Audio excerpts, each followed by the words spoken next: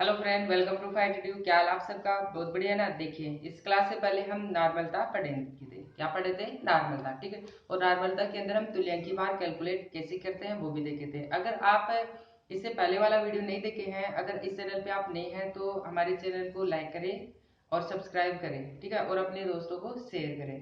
देखिए, अगर आप इस इस वीडियो से पहले वाला वीडियो नहीं देखा है तो पहले वाला वीडियो देख लेंगे, ताकि आपको ये वाला वीडियो बेहतर समझ में आएगा, ठीक है। देखिए, वहां पे हम तुल्यांकी भार निकालना सीखे थे। आज हम जो सोल्व करेंगे, क्वेश्चन सोल्व करेंगे, उसमें तुल्यांकी भार निकालना पड़ेगा, ठीक है। अगर आप पहले वाला वीडियो नहीं देखे इस वीडियो से पहले तो वो देख लेना, ठीक है। तो क्योंकि तुल्यांकी भार निकाला जाएगा, ठीक है। तो देखेंगे, आज हम सबसे पहले पढ़ेंगे डायल्यूशन कॉन्सेप्ट। मतलब कोई सॉल्यूशन है, ठीक है। अगर उसमें पानी डालेंगे तो क्या होगा, ठीक है। दूसरा हम ये देखेंगे कि दो सॉल्यूशन पहले से बने हुए, उन दोनों को मिक्स करेंगे तो क्या होगा, उनकी सांद्रताओं में क्या परिवर्तन होगा। पानी मिलाएंगे तो सांद्रता में क्या आती है? कमी आती है। दूसरा, अगर हमारे पास क्या है, दो सॉल्यूशन बने हुए हैं, तो अगर उन दोनों को मिक्स करते हैं तो भी सांद्रता में परिवर्तन आता है, ठीक है। तो देखिए, सबसे पहले हमारे पास क्या है? Dilution concept. इस डायल्यूशन कॉन्सेप्ट के अंदर मान लो कि हमारे पास क्या है, एक पात्र है, और इस पात्र के अंदर क्या है कि हमारे पास सॉल्यूशन है। और जो सॉल्यूशन है उसकी जो सांद्रता है, वो सांद्रता हमारे पास क्या है? सांद्रता है इसकी C1 है। सांद्रता कितनी है? C1 है।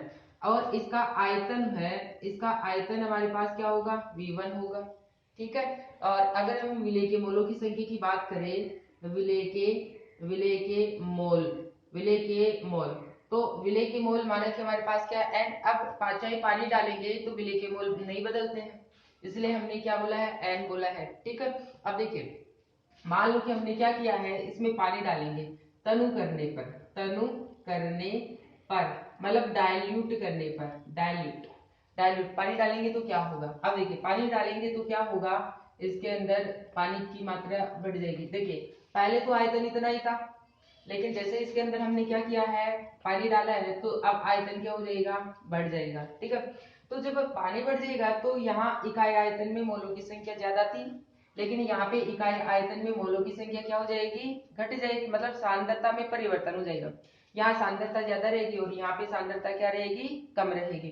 तो हम ये से बोलेंगे कि सांद्रता बदल रही है, और जो सांद्रता है C1 से चेंज होकर के किस में बदल गई है? C2 में कन्वर्ट हो गई। अब देखो, आयतन पहले V1 था, लेकिन अब आयतन क्या हो गया? आयतन बढ़ गया है। तो यहाँ पे हम क्या कहेंगे कि जो नया आयतन है वो आयतन क्या है? V2 है, ठीक है। नेक्स्ट बात कर लेते हैं विलेय के मोल। अब यहाँ पे विलेय के मोल मान लो कि 10 मोल डाले थे अपने, और जो पानी डालने के बाद में इसमें मोल कितने रहेंगे? 10 ही रहेंगे। ऐसा नहीं कि बढ़ जाएंगे या कम हो जाएंगे, ऐसा नहीं है, ठीक है। लेकिन इकाई आयतन में मोलों की संख्या घट सकती है, ठीक है। लेकिन अगर मोल 10 है तो उसमें भी कितने रहेंगे? 10 ही मोल रहेंगे। जैसे मान लो कि हमने 1 चम्मच चीनी डाला है, अब पानी डाल देंगे तो आयतन बढ़ेगा, पानी बढ़ेगा, लेकिन चीनी जो डाली है वो 1 चम्मच ही रहेगी। ऐसे नहीं 2 चम्मच बढ़ जाएगी, बात समझ में? तो हम क्या बोलेंगे कि विलेय के मोल, अभी यहाँ पे विलेय के मोल, जो विलेय के मोल है जो पहले थे उतने ही रहेंगे, ठीक है।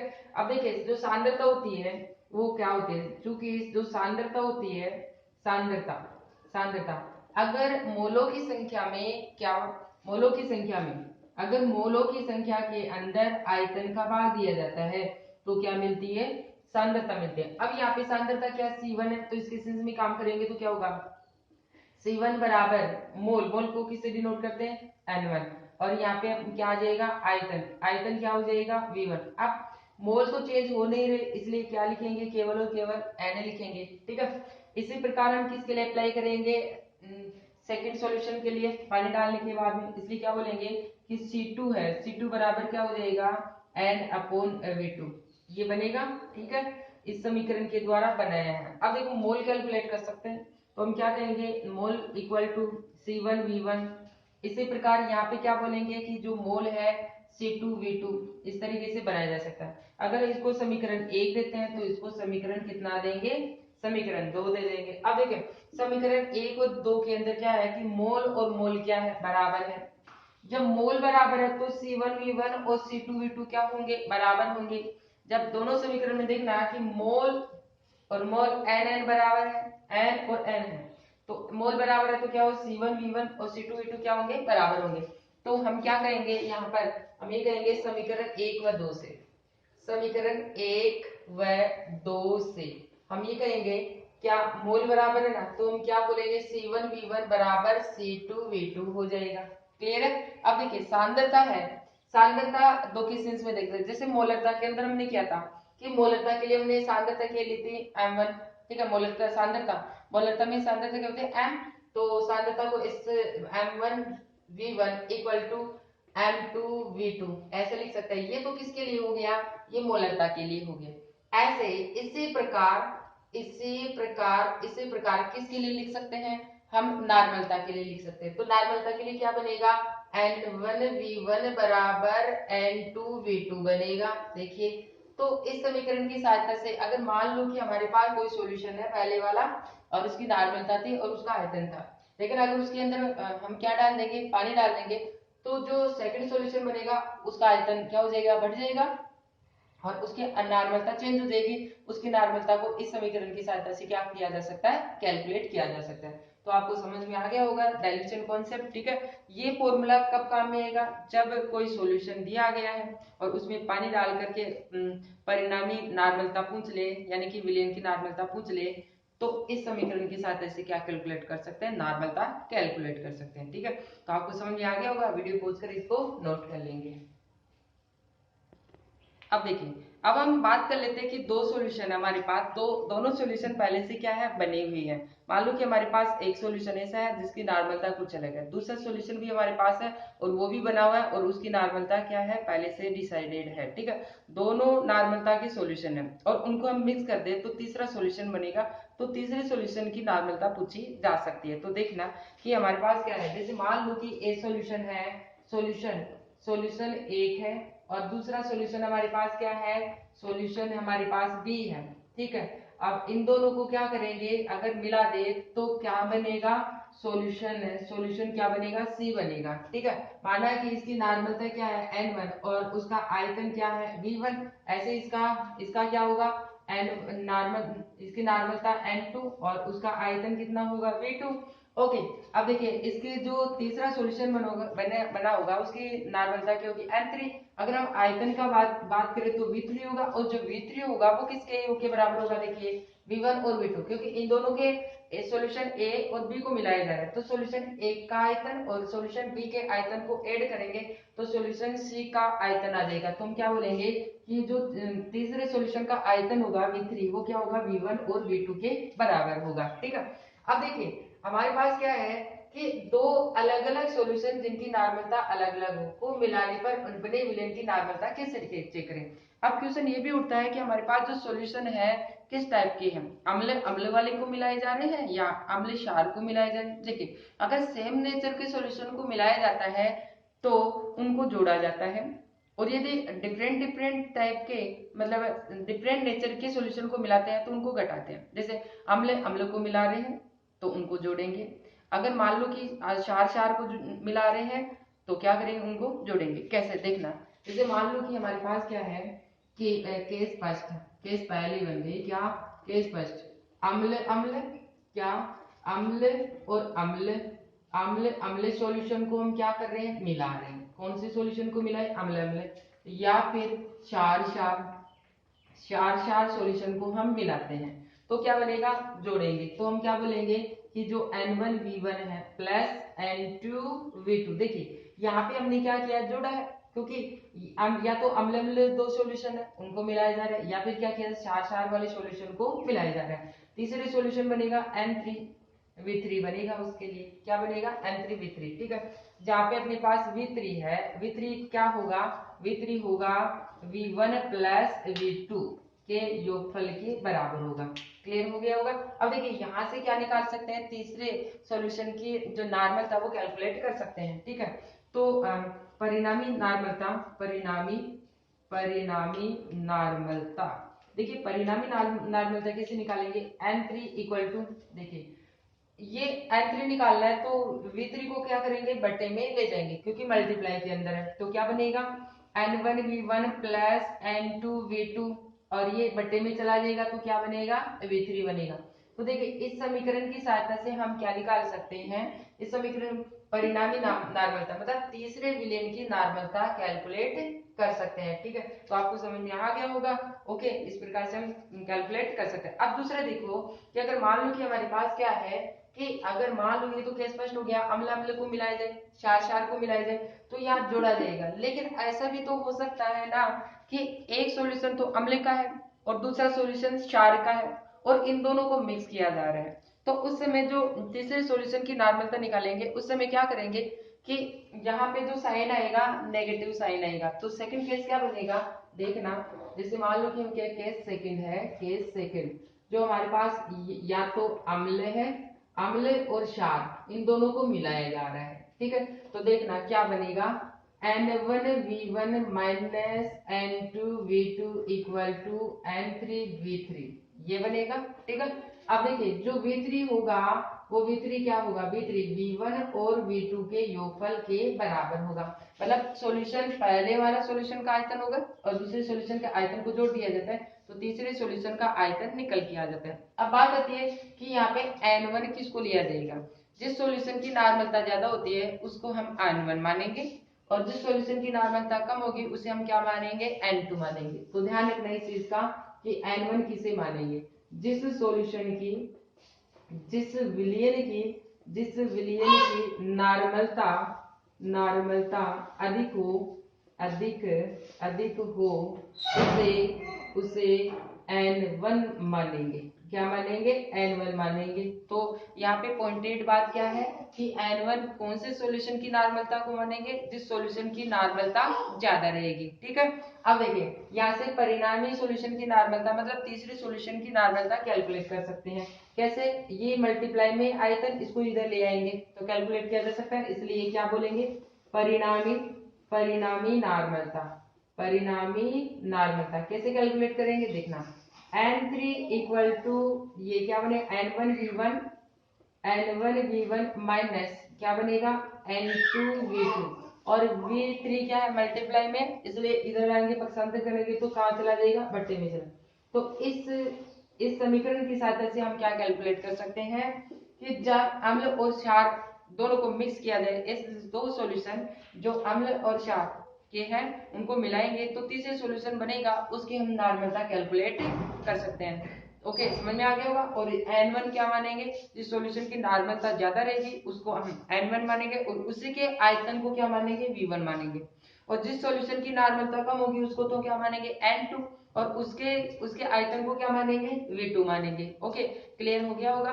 ठीक है, तो आप वीडियो को पॉज करके इनको नोट करेंगे। अब हम क्या करेंगे इसके बाद में इनसे संबंधित न्यूमेरिकल सोल्व करेंगे, तो वीडियो को पॉज करके नोट कर लेंगे।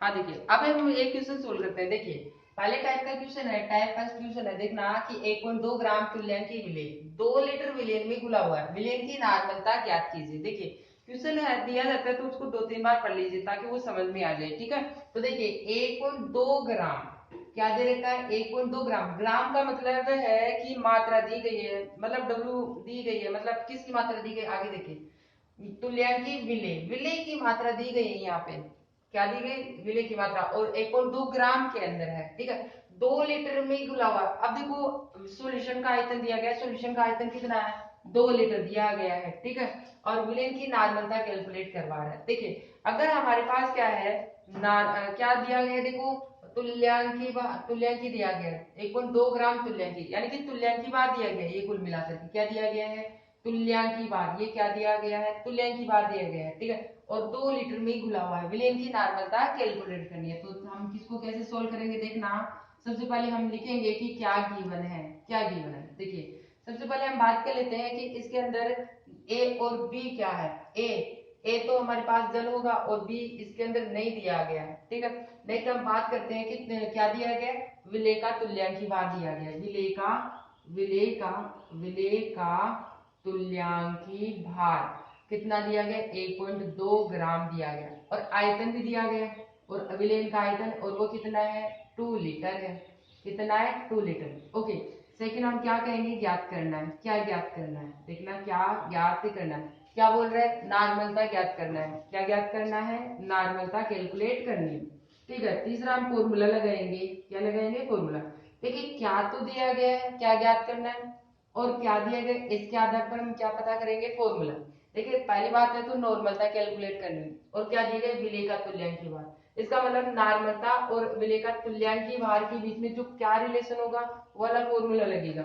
हमें पता है कि जो नॉर्मलता होती है वो क्या होती है, विलेय का क्या होगा, विलेय का तुल्यांकी भार के अंदर अगर आयतन लीटर का भाग दिया जाता है तो क्या मिलती है अपने को, नॉर्मलता मिलती है। ठीक है, तो हम क्या बोलेंगे, विलेय का ग्राम तुल्यांकी भार। देखिए ये ग्राम में दिया गया है क्या, यस, तो विलेय का ये क्या है, विलेय का ये ग्राम तुल्यांकी भार है, क्या है, ग्राम तुल्यांकी भार। और किसका भाग देंगे, आयतन लीटर का। देखिए अब विलेय का ग्राम तुल्यांकी भार कितना है, 1.2, और आयतन लीटर में कितना है, 2। ओके, अब पॉइंट को हटा लेते हैं तो कितना बनेगा, into 10। ओके, अब इसको सोल्व करते हैं। देखिए इसको सोल्व करेंगे तो कितना बनेगा, ये कितने से कट जाएगा, 6, और कितना है 6/10, फाइनली कितना आ जाएगा, 0.6। अब देखिए ये आंसर आ चुका है 0.6। नॉर्मलता निकालने तो इसका मात्रक लगाएंगे, यहाँ पे इसका मात्रक क्या है, n होगा। तो क्लियर हो गया, ठीक है। तो हमने यहाँ पे इसका आंसर निकाल लिए हैं। अगर इसी टाइप का कोई दूसरा क्वेश्चन दिया जाता है तो आप उसको भी बना सकते हैं। ठीक है, तो आप वीडियो को पॉज करके इसको नोट कर लेंगे। हाँ देखिए, अब बात आती है कि नॉर्मलता का सेकंड टाइप का क्वेश्चन देखना।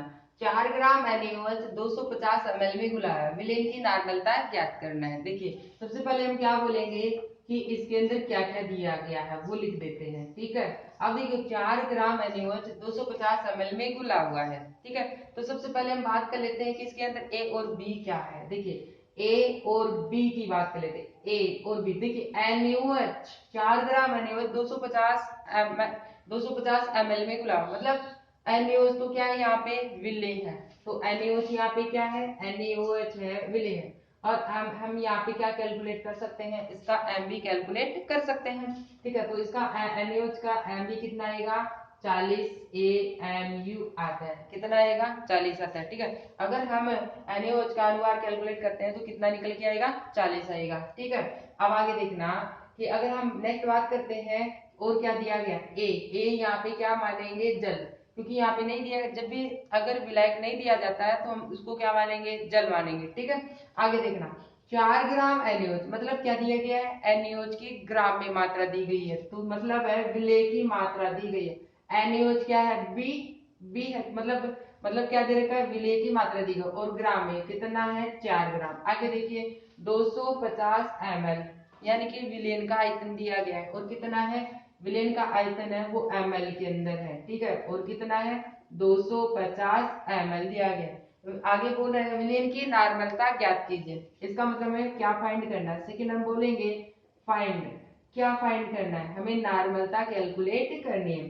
तीसरा हम बोलेंगे कि फॉर्मूला क्या लगेगा। देखिए फॉर्मूले की बात आती है तो फॉर्मूला कौन सा लगेगा, हमें नॉर्मलता कैलकुलेट करनी है, और हमें आयतन दिया गया है किसके अंदर, ml के अंदर, और विलेय का भार भी दिया गया है। इसका मतलब है कि नॉर्मलता और जो आयतन है ml वाला फॉर्मूला लगेगा, और जो विलेय का द्रव्यमान है उससे संबंधित फॉर्मूला लगेगा। मतलब कौन सा फॉर्मूला लगेगा, देखना WB अपॉन EB इनटू क्या बनेगा यहाँ पे, आयतन इन ml इनटू 1000, ये वाला फॉर्मूला लगेगा। अब देखिए ये तो हमें कैलकुलेट करना है, WB हमें दिया गया, विलेय की मात्रा ग्राम में दी गई है, और 1000 रख लेंगे, और आयतन लीटर में, आयतन ml के अंदर कितना दिया गया, 250 ml दिया गया।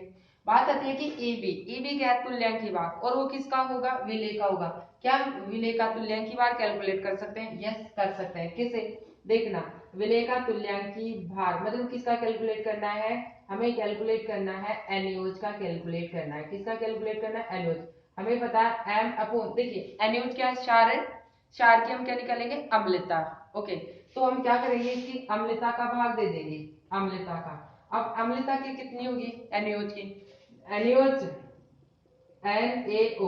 अगर इसको पानी में डालेंगे तो ये क्या करेगा, एक तो क्या देगा, Na प्लस देगा, और दूसरा क्या देगा, OH नेगेटिव आयन देगा। यहाँ पे OH आयन की संख्या कितनी है, 1 है। कोई भी क्षार है जितना OH नेगेटिव आयन डोनेट करता है, रिलीज करता है, वह संख्या ही क्या कहलाएगी, अम्लता कहलाएगी। क्या कहलाएगी, अम्लता। कोई भी अम्ल है, कोई भी क्षार है, ये अपने पास क्या है, क्षार है। कोई भी क्षार है, अगर वो जितना OH आयन रिलीज करता है पानी में डालने पर, वह संख्या क्या कहलाएगी, अम्लता कहलाएगी। अब हम यहाँ पे क्या करेंगे, वैल्यू रखेंगे। देखिए वैल्यू रख देते हैं इसके लिए, तो कितना आएगा, आपको पता है इसका अनुभार कितना है, 40 है। ओके, और यहाँ पे अम्लता इसकी कितनी है, 1, इसके अंदर देंगे तो फाइनली कितना आ जाएगा, 40 आ जाएगा। ठीक है, अब हमें ईवी की वैल्यू पता लग गई है, अब वैल्यू रख सकते हैं। तो हम क्या बोलेंगे, समीकरण में मान रखने पर, समीकरण में मान रखने पर, तो देखना नार्मलता बराबर डब्ल्यू की विलय की मात्रा कितनी है, 4, ईवी कितना आया है, 40, ईवी हमारे पास कितना निकल के आया है, 40 आया है, इनटू विलेन का आयतन ml के अंदर कितना है, 250, यहाँ कितना लिखेंगे, 250 इनटू 1000, कितना, 1000। अब देखेंगे, अब इसको सोल्व कर लेते हैं। देखिए एक जीरो से एक जीरो कट गए, और इसको कितने से काट सकते हैं, 25 एकम 25, 25 चौके 100। ठीक है, अब देखेंगे 4 एकम 4, 4 दूनी, देखिए तो कितना बना होगा, 4/10 बना होगा, कितना बना होगा, 4/10। अब इसको सोल्व करेंगे तो कितना आ जाएगा, 0.4 नॉर्मल आ जाएगा। अब इसका मात्रक लगा देंगे, यहाँ पे मात्रक क्या होगा, नॉर्मलता पूछी जा रही है, नॉर्मलता का मात्रक क्या है, n। तो यहाँ ये आंसर आ चुका है। ठीक है, तो आपको समझ में आ गया होगा। देखिए ये तो पहले वाला समीकरण था नॉर्मलता के लिए, कि अगर विलेय का ग्राम तुल्यांक की बात दिया जाता है आयतन लीटर में, तो हम क्या करें, नॉर्मलता निकाल सकते थे। ठीक है, मैंने बताया था आपको इससे पहले वाले लेक्चर के अंदर। दूसरा ये था कि अगर आपको क्या दिया जाए, विलेय का बार दिया जाए और आयतन ml में दे दिया जाए, तो हम क्या निकाल सकते हैं, नॉर्मलता निकाल सकते हैं। तो दोनों फॉर्मूले का उपयोग कर लिए हैं। ठीक है, और 2 टाइप के क्वेश्चन सोल्व कर लिए, आपको समझ में आ गया होगा। ठीक है, तो आपको जो वीडियो समझ में आ रहा है, तो आप वीडियो को लाइक करें, शेयर करें और सब्सक्राइब करें। ठीक है, और वीडियो को पॉज करके इनको नोट कर लेंगे। हाँ देखिए, अब हमारे पास नेक्स्ट आज का क्वेश्चन है टाइप नंबर 3। देखिए 4.9 ग्राम H2SO4 को जल में घोलकर विलेन का आयतन 5 लीटर बनाया गया, विलेन की नॉर्मलता ज्ञात कीजिए। देखिए इस क्वेश्चन को सोल्व करते हैं। तो सबसे पहले तो हम बोलेंगे कि इसके अंदर क्या गिवन है। देखिए ए और बी को पहचानते हैं। ए तो क्या होता है, विलायक होता है। ओके, और जो बी होता है वो क्या होता है, विलेय होता है। देखिए विलेय और विलायक को पता है, 4.9 ग्राम H2SO4 को जल में, अब जल आ जाएगा तो जल तो क्या होगा, विलायक होगा। और दूसरा H2SO4 ये क्या है, H2SO4 विलेय है। क्या हम H2SO4 का एमबी कैलकुलेट कर सकते हैं, यस। तो एमबी निकालेंगे, किसका निकालेंगे, H2SO4 का निकालेंगे। क्या निकालेंगे, H2SO4 का। देखिए H2SO4 के लिए हम क्या बोलेंगे कि इसका कितना आता है, 98 आता है। कितना आएगा, 98 आता है। करते हैं, देखना जैसे मान लो कि हमें निकालना है H2SO4 है, हाइड्रोजन का एटॉमिक मास कितना होता है, 1 होता है। सल्फर है, सल्फर के लिए कितना आएगा, 16, 32 आता है। और ऑक्सीजन की बात करें तो 8, 16 आता है। तो देखना यहाँ पे हम कैलकुलेट, हाइड्रोजन की संख्या कितनी है, 2 इंटू इसका एटॉमिक मास कितना होता है, 1, प्लस सल्फर की संख्या कितनी है, 1 इंटू इसका एटॉमिक मास कितना है, 32, प्लस ऑक्सीजन की संख्या कितनी है, 4 इंटू एटॉमिक मास कितना होता है, 16। जब इसको सोल्व करते हैं तो कितना आ जाएगा, 98 आएगा। कितना आता है, 98। ठीक है, अब देखना आगे सोल्व करते हैं। जल में घोलकर विलेन का आयतन 5 लीटर बना दिया गया, विलेन की नार्मलता ज्ञात करनी है आपको। और क्या दे रखे, 4.9 ग्राम H2SO4 की मात्रा दी गई है ना, तो इसका मतलब है WB दी गई है और 4.9 ग्राम दी गई है, क्योंकि हमारे पास H2SO4 की मात्रा है। और H2SO4 क्या है बताइए, बी मतलब उसकी मात्रा दी गई, मतलब WB दी गई है, इसलिए क्या लिखेंगे, 4.9 ग्राम। जल में घोलकर विलेन का आयतन 5 लीटर, देखा आयतन दिया गया और वो किसके अंदर है, 5 लीटर के अंदर है। किसके अंदर है, लीटर के अंदर। आगे देखिए हमें क्या निकालना है, सेकंड हम बोलेंगे क्या ज्ञात करना है, फाइंड करना है। हमें फाइंड करना है यहाँ पे क्या ज्ञात करना है, नॉर्मलता ज्ञात करनी है।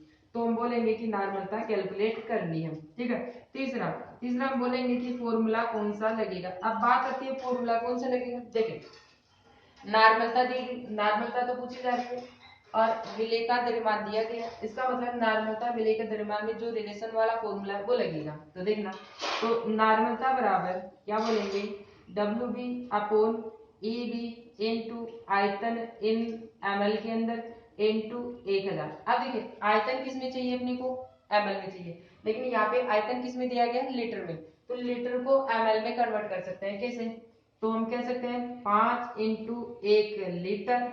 ओके, अब देखना 5 इंटू 1 लीटर में कितना ml होता है, 1000 ml होता है, कितना होगा 1000 ml, तो फाइनली ये कितना हो चुका है 5000 ml। ओके ओके, क्लियर हो गया होगा। अब देखना हमें क्या पता करना है, डब्ल्यू भी तो दिया गया है, आयतन जो लीटर में दे रखा था, किस में दे रखा था, लीटर में, इसको हम किस में कन्वर्ट कर लिए, ml में कन्वर्ट कर लिए हैं। लेकिन बात आती है कि विलेय का तुल्यांक की बात। अब विलेय का तुल्यांक की बात भी हमें कैलकुलेट करना है। विलेय का तुल्यांक की, विलेय कौन है, विलेय हमारे पास कौन है, H2SO4, H2SO4 का तुल्यांक की बार कैलकुलेट करना है। तो देखना विलेय का तुल्यांक की बार कैसे कैलकुलेट करेंगे। विलेय का तुल्यांक की बार EV बराबर, मतलब है कि हमें किसका निकालना है, H2SO4 का निकालना है। अनुभार के अंदर हम देखिए अम्ल है, अम्ल तो क्षारकता का भाग देंगे, तो यहाँ पे लिखेंगे क्षारकता, क्या लिखेंगे, क्षारकता। तो देखिए इसका अनुभार कितना है, 98 है, कितना है अनुभार, कितना है 98, और अपॉन क्षारकता कितना H प्लस आयन रिलीज करेगा, 2 H प्लस आयन, इसलिए 2 का भाग दे देंगे, कितना आएगा 49 आ जाएगा, कितना आ जाएगा 49। अब वैल्यू पुट अप करते हैं, देखना नॉर्मलता बराबर W कितनी दे रखी है 4.9 इंटू 1000, ए भी कितना निकल के आया 9, और इंटू आयतन ml के अंदर कितना है 5000। ओके, अब देखिए पॉइंट को हटाना है, जब पॉइंट हटाएंगे तो क्या बनेगा, पॉइंट को हटाएंगे तो क्या, एक काम कर सकते हैं, 0 से 0 कैंसिल आउट हो जाएगी, ठीक है, और आगे हम इसका क्या कर सकते हैं, देखना इसको ऐसे लिख सकते हैं ना, पॉइंट को हटा देंगे 49 और 49 इंटू 5 इंटू 10, पॉइंट को हटाएंगे यहाँ से तो नीचे 10 से मिल, अब ये देखो 49 से ये कैंसिल आउट हो जाएगा, अब फाइनली कितना आएगा, यहाँ 1/50 आएगा, कितना आएगा 1। अब इसको सोल्व करेंगे तो फाइनली आंसर आ जाएगा, और यहाँ पे हम लिख देंगे नॉर्मल, क्यों, क्योंकि हम क्या कैलकुलेट कर रहे हैं, नॉर्मलता कैलकुलेट कर रहे हैं, ठीक है। तो इस प्रकार से सोल्व कर किया जा सकता है। अगला देखिए क्वेश्चन है, अगले टाइप का क्वेश्चन है, अगले जो टाइप का क्वेश्चन है देखना कि हमें क्या दिया गया है, 0.5 एन नॉर्मलता का सॉल्यूशन दिया गया है, एनयूएच के 250 ml विलेन, मतलब आपको विलेन का आयतन भी दिया गया ml में 250 ml, एनयूएच की कितनी मात्रा उपस्थित है, एनयूएच की मात्रा पूछी जाए, मतलब डब्ल्यू भी कैलकुलेट कराने के लिए बोल रहा है। तो हम बोलेंगे कि क्या, सबसे पहले गिवन क्या है, देखिए गिवन क्या है, तो हम बोलेंगे कि ए और बी क्या क्या है, ए तो विलायक होता है, देखिए इसमें क्या दिया गया है, विलेय तो क्या है, यहाँ विलेय हमारे पास एनयूएच है, तो हम लिख देंगे एनयूएच, और एनयूएच के हम कैलकुलेट कर देंगे इसका क्या, अनुवार, एनयूएच का अनुवार कितना होता है 40 होता है, कितना होता है 40 होता है, ठीक है। अब इसके अंदर हमें इस किसकी जरूरत पड़ेगी, देखिए इसके अंदर हमें ईवी की जरूरत पड़ेगी, तो हम इसके साथ क्या कर लेते हैं, ईवी का भी कैलकुलेट कर लेते हैं। तो ईवी मतलब क्या, किसका निकालना है अपने को, एनएच का निकालना है, ठीक है। तो अनुभार के अंदर हमें क्या करना है, इसकी देखिए एनएच क्या है, एनएच क्षार मतलब अम्लता का भाग देंगे, किसका भाग देंगे, अम्लता, अम्लता का मतलब है कि एनएच कितना OH डोनेट करेगा, कितना डोनेट करेगा, ये 1 डोनेट करेगा, तो हम क्या कहेंगे कि 40/1 कितना आ जाएगा 40 आ जाएगा, क्लियर है। अब आगे देखना, आगे हमें क्या दे रखा है कि 0.9 मतलब नॉर्मलता दे रखी है आपको 0.5 एन, और आपको क्या दे रखा है, देखिए 0.5 एन एनओएच के 250 ml विलेन, मतलब क्या दे रखा है, विलेन का आयतन दिया गया ml में, तो हम यहाँ लिखेंगे आयतन है वो भी किसके अंदर है, ml के अंदर, कितना है 250 ml है। आगे क्या करें, विलेय की कितनी मात्रा उपस्थित है, मतलब हमें क्या ज्ञात करना है, एनओएच की मात्रा ज्ञात कैलकुलेट करनी, तो हम सेकंड बोलेंगे कि हमें फाइंड क्या करनी है, विलेय की मात्रा कैलकुलेट करनी है, ठीक है। विलेय कौन है यहाँ पे, बी, देखना बी कौन है, एनओएच, एनओएच की मात्रा कैलकुलेट करवाना है, ठीक है। तो तीसरा हम बोलेंगे कि फॉर्मूला कौन सा लगेगा, देखिए फॉर्मूला, हमें फॉर्मूला कैलकुलेट करना, देखिए नॉर्मलता दी गई है और क्या विलेय का द्रव्यमान कैलकुलेट करें, तो नॉर्मलता और विलेय के द्रव्यमान में कौन सा फॉर्मूला होता है, वो फॉर्मूला लगेगा, देखिए कौन सा फॉर्मूला लगेगा, ये वाला फॉर्मूला लगेगा, ठीक है। तो फॉर्मूला लिखते हैं, क्या बनेगा, नॉर्मलता बराबर W B upon E B into आयतन इन ml के अंदर इंटू 1000। हमें क्या कैलकुलेट करना है, हमें डब्ल्यू बी कैलकुलेट करना है, तो हम कैलकुलेट कर सकते हैं, देखिए वज्र गुणा कर देते हैं, W B into 1000 equal to नॉर्मलता इंटू ई बी इंटू आयतन इन ml के अंदर। ओके, अब 1000 को उसको कहाँ ले जाएंगे, बट्टे में ले जाएंगे, तो क्या बनेगा वो बटे में 1000। क्लियर है। अब देखो इसमें वैल्यू पुट अप करेंगे और वैल्यू निकाल लेंगे, तो हम क्या बोलेंगे मान में रखने पर, तो क्या बनेगा डब्ल्यू बी अपॉन, देखिए नॉर्मलता कितनी दे रखी है 0.5 दे रखी है, तो क्या रखेंगे यहाँ पे 0.5। अगला ई बी कितना निकला है, देखिए इसका एनुअल का तुल्यांक की बार कितना है 40, तो यहाँ पे कितना रख देंगे 40। ओके, आयतन एमएल में, अब आयतन एमएल में कितना दे रखा है 250 एमएल, तो यहाँ पे कितना रखेंगे 250। ओके, दूसरा यहाँ पे बट्टे में कितना है 1000 है, तो यहाँ पे कितना लिख देंगे 1000। ठीक है, आप देखिए पॉइंट को हटा देते हैं तो क्या बनेगा, यहाँ बनेगा 5 इंटू 40 इंटू 250 और 1000 इंटू 10। हमने पॉइंट को हटा दिए, देखिए एक जीरो से एक जीरो कैंसिल आउट हो सकती है, यस, और 250 से इसे 4 बार कैंसिल आउट हो जाएगा, क्लियर है, और 4 से 4 कैंसिल आउट हो जाएगा, तो कितना बना डब्ल्यू बी बराबर, फाइनली यहाँ बचा है केवल 5, मतलब आंसर कितना आएगा 5 ग्राम आएगा। अब मात्रा यहाँ ग्राम लगाएंगे, क्यों लगाएंगे, क्योंकि विलेय की मात्रा पूछ रही है, डब्ल्यू क्या है ग्राम में मात्रा होगी। ठीक है, तो आपको समझ में आ गया होगा, तो आप वीडियो को पॉज करके इनको नोट कर लेंगे। देखिए इस क्लास के अंदर हमने ये देखा है कि जो फॉर्मलता होती है, नॉर्मलता और मोलरता के लिए, दोनों के लिए हमने यहाँ पे क्या देखी है डाइल्यूशन कॉन्सेप्ट देखा, और नॉर्मलता से संबंधित कुछ क्वेश्चन देखे हैं। हमने कितने टाइप के क्वेश्चन देखे हैं, यहाँ पे 4 टाइप के क्वेश्चन देखे हैं। कितने टाइप के क्वेश्चन देखे हैं, 4 टाइप के। ठीक है, अगली क्लास के अंदर नॉर्मलता के कुछ क्वेश्चन और सोल्व करेंगे। ठीक है, तो ये क्लास आपको समझ में आ गई होगी। ठीक है, तो नेक्स्ट क्लास के अंदर हम और टाइप के क्वेश्चन देखेंगे, तब तक के लिए आप इनको अच्छे से समझ लेना, अच्छे से निकाल लेना। ठीक है, तो नेक्स्ट क्लास के लिए तैयार रहना। ओके, आज की क्लास के लिए इतना ही काफी है। थैंक यू, धन्यवाद, नमस्कार।